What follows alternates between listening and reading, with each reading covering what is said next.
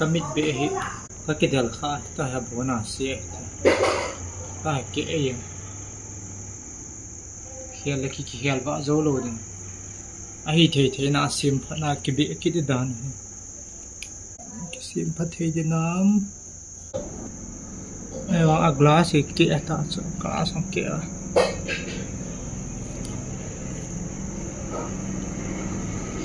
Kang pu pi le ki che wa the lo ding tham khat he ki sim phana ta hai mi thei di nam ka he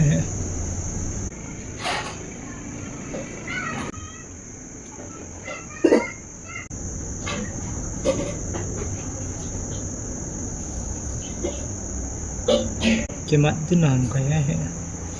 ama sa lai khat ve kha be ta cho lai he chu chu ka ki su ke ki na lang pang hang got sa ding got ting le khalang pang khat ve fevikin he thei kit de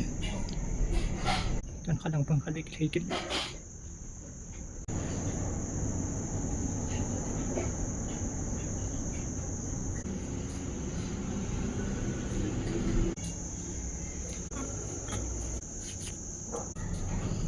som khat wang be the he ai wang a blal thei na lai ho si so glass ke na lai gam ke be chalai to pi le som khat man pa de